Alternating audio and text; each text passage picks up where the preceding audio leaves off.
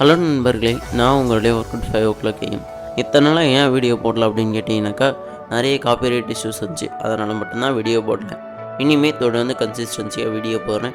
நீங்களும் நம்ம சேனலில் தொடர்ந்து எனக்காக காத்துருங்க. சரி, போய் தொலை மன்னிச்சிட்டேன் உன்னை. நீங்கான ஒர்க் அவுட் என்ன அப்படின்னு சொல்லுறீங்களா? சரி, ஓகே. நீங்கான ஒர்க் அவுட் வந்து நான் கடைசியாக தான் சொல்ல போகிறேன். அதனால் கொஞ்சம் வீடியோ வந்து ஸ்கிப் பண்ணால் வாட்ச் பண்ணுங்கள், ஓகேவா? சரி, வாங்க இப்போதைக்கு வீடியோக்குள்ளே போகலாம். இன்றைக்கான டாபிக் எதை பற்றி பார்க்கோம் அப்படின்னாக்கா, முக்கியமான ஒரு இம்பார்ட்டன்ட் டாபிக். அது என்னென்னா ஸ்லீப்பிங். இது ஸ்லீப்பிங்.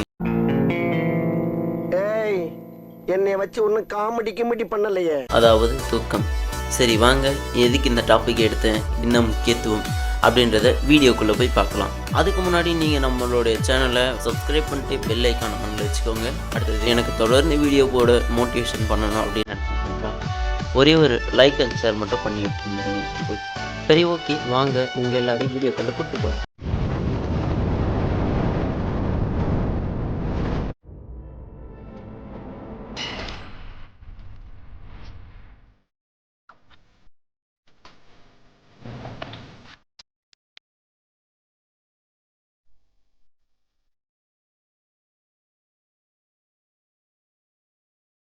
சரி, உங்களில் எத்தனை பேருக்கு இந்த சந்தேகம் இருக்குது? அதாவது, நான் எவ்வளோ தான் ஒர்க் அவுட் பண்ணாலும் எனக்கு ஃபேட் லாஸ் ஆக மாட்டேங்குது ப்ரோ, நான் எவ்வளோ தான் ஒர்க் அவுட் பண்ணாலும் எனக்கு மசில் கெயின் ஆக மாட்டேங்குது ப்ரோ, என்ன ப்ரோ பண்ணுறது? இந்த மாதிரியான டவுட் இருந்துச்சுன்னா மறக்காமல் கீழே கமெண்ட் செக்ஷனில் சொல்லிட்டு போங்க. நான் முடிஞ்ச வரைக்கும் சால்வ் பண்ண பார்க்குறேன். சரி, ஓகே.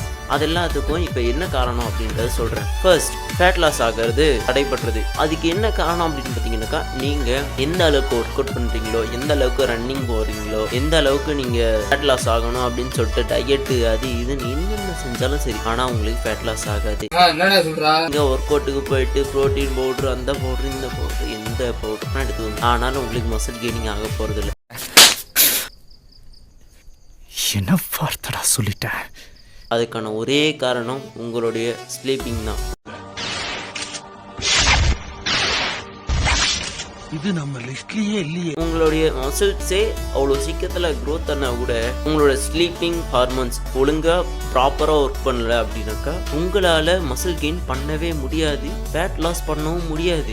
ஏன் அப்படின்னாக்கா, ஃபேட் லாஸுக்கும் மசில் கெய்னிங்க்கும் தேவையான ஹார்மோன்ஸ் அங்கே ஒழுங்காக சுரக்கப்படவில்லை. அது மட்டும் இல்லாமல் உங்களால் படிப்புலையோ ஒழுங்காக கான்சன்ட்ரேஷன் பண்ண முடியாது. அதுக்கு காரணம் தூக்கம் தான். சரி, ஓகே, இதெல்லாம் நான் சும்மா சொல்கிறேன்னு நினச்சிக்கிட்டு இருக்காதீங்க. உண்மையாகவே இதெல்லாம் ரிசர்ச் படி தான் சொல்கிறேன். ஃபர்ஸ்ட்டு, தூக்கம் இல்லை ஒரு மனுஷனுக்கு அப்படின்னா என்ன ஆகும் அப்படின்னு பார்த்தீங்கன்னாக்கா, நம்மளுடைய பாடியை சுத்தமாக சைடில் இருந்துடும். அதுதான் தூக்கம் சுத்தமாக தூங்காதவங்களுக்கான நிலைமை. அதுவே ப்ரோ நான் தூங்குவேன் ஆனால் நான் கம்மியான டைம் தான் தூங்குவேன் அப்படின்னாக்கா அது வந்து ரொம்ப டேஞ்சரஸ். இல்லை ப்ரோ நான் லாங் டைம் நான்லாம் காலையில் 10 மணி வரையும் தூங்குவேன், கிட்டத்தட்ட நான் 9 மணி நேரத்துக்கும் மேலே ஒரு 10லேருந்து 12 மணி நேரம் தூங்குவேன் ப்ரோ, அப்போல்லாம் எனக்கு நல்லா மசில்ஸ் எல்லாம் கெயின் ஆகும்ல அப்படின்னு கேட்டிங்கன்னா, உங்களுக்கும் தான் உங்களுடைய மசில்ஸ் அண்ட் ஃபேட் எதுவும் லாஸ் ஆகாது, கெயினுமே ஆகாது. ஏன் அப்படின்றத தெளிவா சொல்றேன், கேளுங்க. ஃபர்ஸ்ட் ரிசர்ச்சை பார்த்துருவோமா நம்ம. அதாவது 2011 ஈவ் வேன் கார்ட்டர் அப்புறம் அவருடைய குழு இவங்க எல்லாம் சேர்ந்து என்னத்தை கண்டுபிடிச்சிருக்காங்க அப்படின்னு பார்த்தீங்கன்னாக்கா, குறைவான தூக்கம்,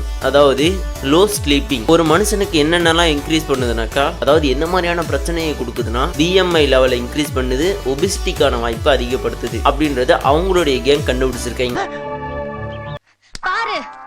அடுத்தது 2023 வைப்பன் அப்புறம் அவரோட குழு எல்லாம் சேர்ந்து என்ன கண்டுபிடிச்சிருக்காங்கனாக்கா, இதய நோய்க்கான வாய்ப்பை அதிகரிக்குது அப்படின்றத கண்டுபிடிச்சிருக்காங்க.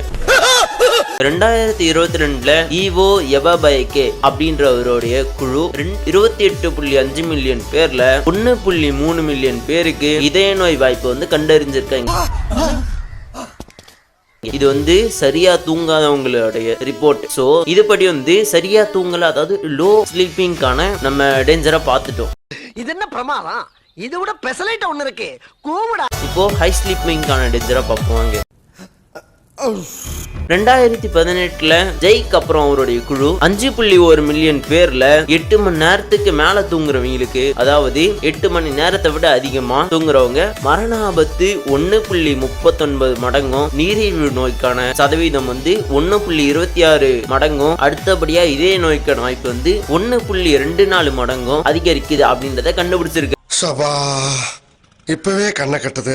அது மட்டும் இல்லாம லேகர் அப்புறம் ஒரு குழு 2014 3,28,18 பேர்ல அதிக தூக்கம் உடையவர்கள் வந்து பாத்தீங்கன்னா அதிக ஒபிசிட்டியையும் BMI லெவல் இன்க்ரீஸையும் கண்டுபிடிச்சிருக்காங்க. இதனால தூக்கம் வந்து மிகச்சரியா தேவைப்படுது. அதாவது ஒரு மனுஷன் தூங்கணும் அப்படின்னாக்கா தெளிவான தூக்கமா இருக்கணும். ஒரு ஏஜ் கேட்டகரி வயசை பொறுத்தும் தூக்கங்கள் மாறுபடலாம். அதாவது தூக்க நேரம் மாறுபடும். சோ அந்தந்த டைம்ல என்னென்ன அப்படின்றத தெளிவா சொல்றேன், ரொம்ப நல்லாவே நீங்க கேட்கணும். அதுக்கு முன்னாடி இன்னும் என்னென்ன பிரச்சனை வரும் அப்படின்னு பாத்தீங்கன்னாக்கா மறதி, நோய் எதிர்ப்பு சக்தி குறைவு, அது மட்டும் இல்லாம உயர் ரத்த அழுத்தம், டிப்ரெஷன், இது எல்லாமும் வரதுக்கான நிறைய சான்சஸ் வந்து இருக்கு. ஓகேவா? நான் சொல்றது வந்து நீங்க பொய்யை நினைச்சாலும் சரி, எனக்கு அது பிரச்சனை இல்லை. பட் நான் சயின்டிபிக் ரிசர்ச்சையுமே இங்க கூட அட்டாச் பண்றேன். உங்களுக்கு முடிஞ்சா நீங்க செக் அவுட் பண்ணி பாருங்க. கூகுள், ஜெமினி, ChatGPT, AI எவ்வளவோ இருக்கு. நான் சொல்றத இல்லைன்னா இங்க ஸ்கிரீன்ல ஷோ பண்ற சயின்டிபிக் ரிசர்ச்சை ஸ்கிரீன்ஷாட் எடுத்து எதில் வேணா அப்லோட் பண்ணி பாருங்க. நான் சொல்றது 100% ட்ரூத். பார்த்தாலே தெரிகிறது. தெரிகிறதா?